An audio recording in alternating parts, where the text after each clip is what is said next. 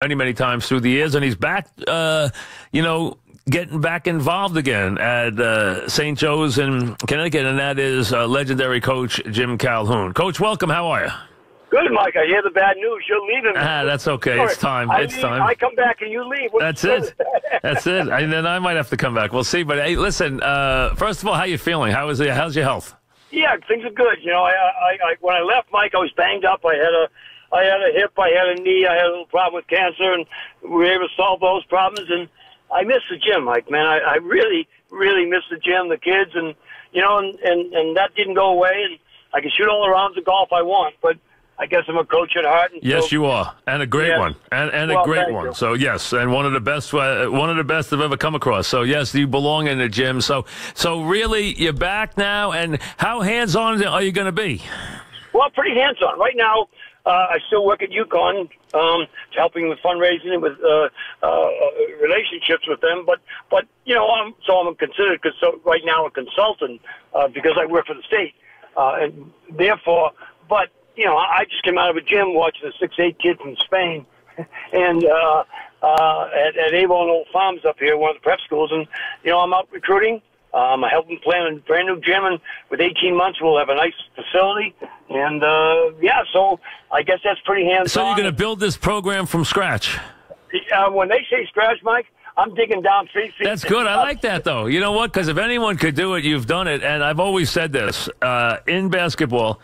What you accomplished at UConn, considering where players are in states, considering where that program was, is the greatest job done by any basketball coach in the century. So, I mean, Kansas State, what he did there was amazing in football, having no players in the state. To build a dynasty at UConn is one of the really great achievements in college basketball history.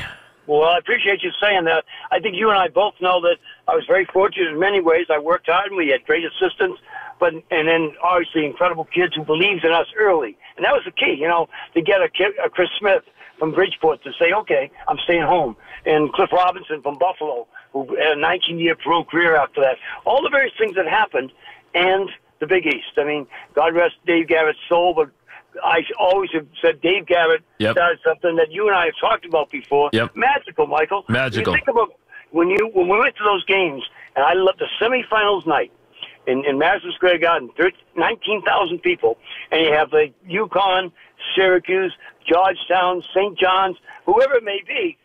I'm telling you, the buzz in that building was high enough to lift it 30 feet. It was wonderful. I missed that, but it was something that helped make UConn because we understood that we couldn't get every kid in the East and that we'd have to take a little different direction. We weren't going to beat a St. John's kid initially in New York. We were going to have a tough time going into certain places, beat Georgetown, Villanova, etc.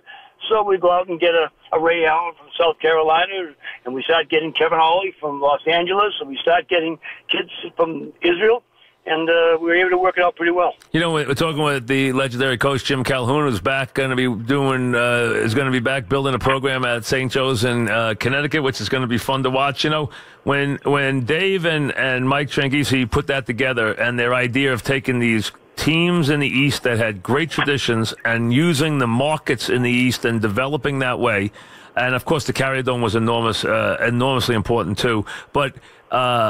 The first generation of it was built, obviously, on the greatness of a guy back in the league now in Ewing and what Ewing brought to that league. You were really the second. You gave the league that second go-round of greatness with what you did. There was a standard early with what Georgetown did and what they did nationally. And then what you did, you gave them a standard that's in that next generation for the Big East that was so important. They had UConn to cling to for an entire generation, basically what Villanova's doing for them right now in the third generation. But you did that, and you really took them through that whole second part of this league's history. You were the bellwether and the thing they could be proud of. Well, I love the Big East, and I know from a Bostonian to say this, it's hard being a great Celtics guy, trying out for the Celtics, all those kind of things. So I'm a Celtics guy through and through, Boston guy. But a trip to Madison Square Garden, when they say it was the Mecca of college basketball, there's no better word spoken today. Even the NBA, when the Knicks get back good and was Porzingis, they had that way at least. I don't think there's any question that between the Big East, the Carry Dome, the genius of Michael Tranghese and Dave Gavitt. It's gave us our own Southeast football in basketball in the Big East, and we're the best in the country. And the great thing about it, and I tell people this, we won a championship as late as 2014, 2011, 2004. Syracuse got a championship in there. So we were still very relevant, even after Dave was no longer running the league. And even though we had lost, say, a BC, I think it was 205, 206. But the league, and you couldn't have said it better, what Dave's genius was to capture these cities. And to have this urban environment turn into a magical place. And because that's the birthplace of basketball, always has been, the cities, and of course Indiana will come with that. But I remember early when I was at Northeastern looking at, all the great players. As you said, Patrick. Oh, yeah. And Chris and Walter. I don't have to say anymore. Maybe not today. Some people wouldn't recognize those words. Those words are pretty special. Absolutely. And I remember the game that put you on the map against Villanova, one of the great NCAA tournament games I ever saw with your Northeastern team. One of the best games I ever saw in the NCAA tournament, that game. And that was really the game that put you on the map. Well, I think so, and I also appreciate that. But I think that people don't realize that I've never forgotten that game. Triple overtime. Lenny Wirtz, who was a good man, but made two bad calls down the stretch. Not that I remember, Mike, but a coach never forgets. And either Italian or Irishman never forgets either. The Irishmen never forget, but don't do anything about it. The Italians get you back. But you don't say it. I think we all feel those things, and I remember the great Louis Conaseca, and I mean the great, not only as a man, but just a coach and just person. Louis Conaseca, after that triple overtime, he was going to play, I think, Alabama right after that, and Nassau Coliseum, and he walked into our locker room and said, if you guys aren't as proud as you possibly can be of what you've done, it's incredible. And, our kids were floating on those words of the great Louis Conaseca. I remember being in the studio that day at CBS, and there's a whole tournament going on, and everyone riveted to that game. One of the great games. It was played out at Nassau Coliseum, and that triple overtime game, never forget it, was one of the great NCAA tournament games I ever saw. And like I said, it led you to, obviously, you on your way into the Big East after that. We're talking with Jim Calhoun. As you build this thing, did you ever think as a coach that you'd see the game become as reliant on the three-point as it has on every level of basketball? Well, we lead by the pros, and that's what's really changed the game. Years ago, I think that a lot of us who played, we were very fortunate enough to play the Russian national team, Andrew Gaze at the Australian national team, some of these great teams. Of course, Andrew later played at Seton Hall, but point being is that we saw that, Mike, and we didn't know the devastating effect it could have on a game. When you can shoot 38%, and still be as good as 51%, yep. The math's going to get you. But I'm not an analytical guy. And the one thing I miss passing. I miss I know the kick-out passes are nice, and I know inside-out's great, and that's the best way it should be done, in my opinion. But I can't stand the dribbling, and then a shot. And I love the game. I love the excitement. I've watched terrific games, and I watched Michigan State and Duke the other night. Yes, so did I, yeah. Yeah, great basketball. But I'd like to see us go back to not think that coming down and casting up a three-point shot is the answer to all evils. And, actually it creates evils as opposed to eliminate them. And I just think that I have a problem a little bit with the fact of going back to that a great team, the Celtics, and I could go back there, when they had Bird, McHale, and Parrish up front, and Ainge and DJ in the backcourt. Yep, great team. The reason I say that team averaged 113 points a game and not a speed demon in the bunch because the ball flew up the court and never touched the court. And I think the great Russian team, same thing. The great teams could make magic with the game. I think we're losing a little bit of that. I love watching LeBron go coast to coast and all that kind of stuff. And Curry's a wonderful, wonderful player and shooter. Durant, same thing. But I'd like to see the game evolve back to more five-man than one-on-one. Curry has really had an impact because of his lack of size and people thinking they could somehow duplicate what he's done. They can't because his range on that jump shot and his ball handling are just enormously special, as we know. Keeps better form on a long shot than anybody I've ever seen, and can just flick it, 35 feet. But now there's no such thing as a bad shot in these games anymore. They take any shot. No, analytical. For example, they go to the analyticals and they try and tell me that don't offensive rebound. I was fortunate enough over my years at Northeastern and UConn to have my teams lead the country in rebounding 14 different times. I really believed in rebounding. But they say in the NBA, Mike, if you offensive rebounds, you're going to give up more layups than you get offensive rebounds point-wise. I get that, but it kind of takes away a lot of... It does. It does. Think about that, though. You see in the NBA, they concede the rebound because they got to get back on defense. Well, just like you said about Curry, that's this game. If you were a great offensive rebound in college, like Tom Izzo's teams have been, you got a good chance to win games that way. We're not the NBA. Guys can't just get at 25 feet full speed and make shots. And I just think, very simply, that you're right. Curry had a lot to do with it. But I got a chance with Ray Allen and Curry to play golf 3 years ago. Curry is a great golfer. Now, he's not a great golfer in the PGA sense, but for the average guy who goes out and plays... Really talented, right? Very talented, yeah. Well, and you know what that tells us, Mike? His hand and eye coordination. Tremendous. Well, his ball handling is phenomenal. Everyone talks about his shot. His ball handling is unbelievable. Well, he takes himself and creates space almost better than anybody I've ever seen. Now, he's the greatest player I've ever seen? No. But he is a terrific offensive player. And the thing is, with all of our kids, and you think about Ray, you think about Ben Gordon, some of those guys, they had to get shot ready and could do great jobs when they shot, and they're incredible shooters. This guy takes a second, and he's shot ready. And you're right, he seems to be off balance. Next thing you know, he's stroking up there. If you look at the hand and the arm, it's perfect.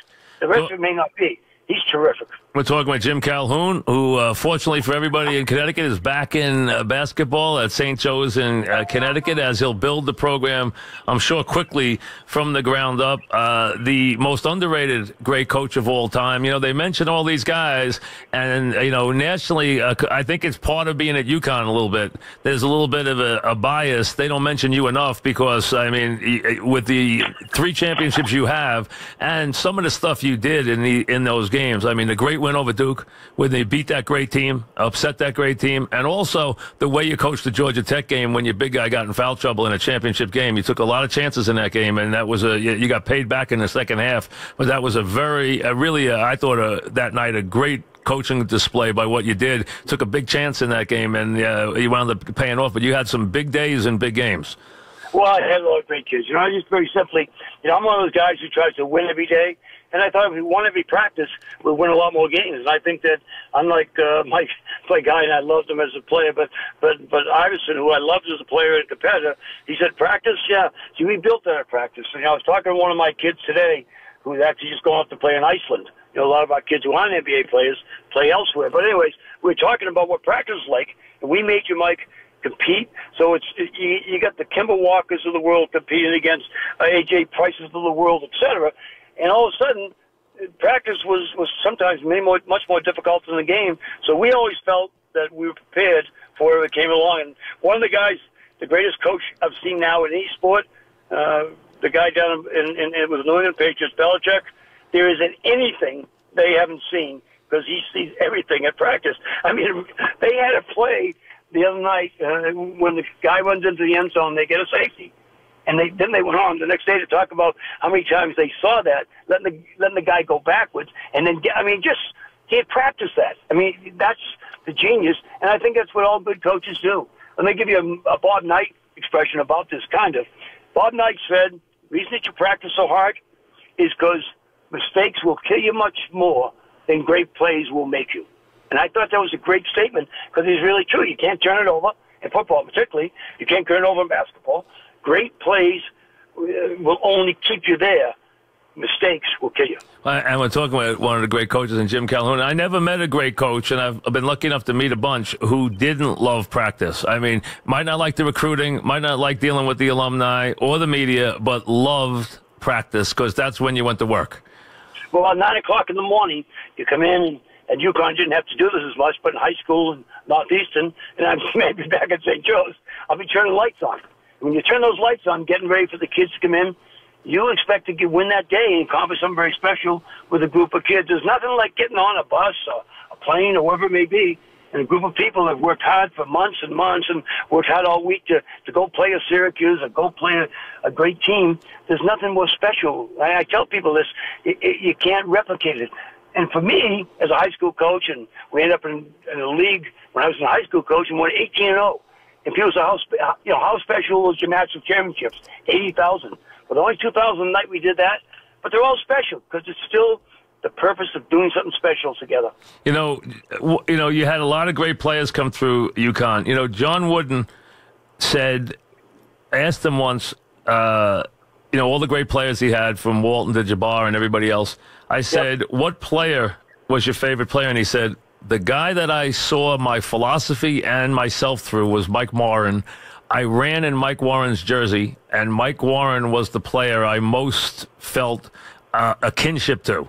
Was there one player in the history of your program that you saw embodied what you thought about basketball, or you kind of had a kinship with through all those great players? It might not be the best player, it might have been a bench player. Who knows? Was there one guy that was like that? Well, actually, two guys probably were pretty close to what I wanted the game and thought the game should be, and that's Kemba Walker and, God rest his soul, Reggie Lewis. And here's the reason why. When they practice, Mike, or they were in the gym, they were in their own heaven. They love the game so much, and they play so hard. And you can see it with Kemba particularly. The joy of the game was on his face when he was playing. He was one of the greatest little competitors I've ever met in my life. Loved the game, loved winning. But he played, he loved every moment inside that gym, much like his coach did. Reggie Lewis, I used to have to throw Reggie out, God rest his soul. One of the great players I ever coached, who quite frankly would have been in the Hall of Fame if he hadn't had the unfortunate death. And I guess when they embody not only your philosophy, but your passion and love for something that changed my life, saved my life in many, many ways. As a home worker and had left college because my dad had died, and they got a scholarship back to college, and my life changed drastically. Reggie, the same thing, God rest his soul. Kemba, now an NBA All-Star. To have the game do that to you, and great appreciation for what the game can do, and that's kind of what I want to pass on to my kids at St. Joe's. Not necessarily NBA, but what this great game can do for you. And Kemba Walker, I got to admit, I never thought he'd have this kind of... I knew he could stick in the league. I never thought he'd be this kind of player. He had a lot more inside him than I realized. I mean, he really... That guy, for what he has become one heck of an NBA player. He's a terrific NBA player, and I'll give you a quick thing. In his junior year, we won the Maui Invitational. 3 big wins. We beat certainly a very good Wichita State team. We beat a very, very good Michigan State team, and then we blow out Kentucky. Kimber's averaging 30, and he gets the MVP. And you know how it is in college athletics or any athletics. Everybody's saying, if coach gave him the ball, could be me, and there's jealous and everything. Not that it's out there, but you can feel it. Well, he gets on the bus. We're in Hawaii, in Maui. Never forget this. Mike, the entire team stood up as he get on the bus and started clapping. Wow. Hey, no envy, no jealousy, love for what Kimber had done for us and for himself, and that's the kind of person he was because they knew it was great love for the game. That's unbelievable, and you had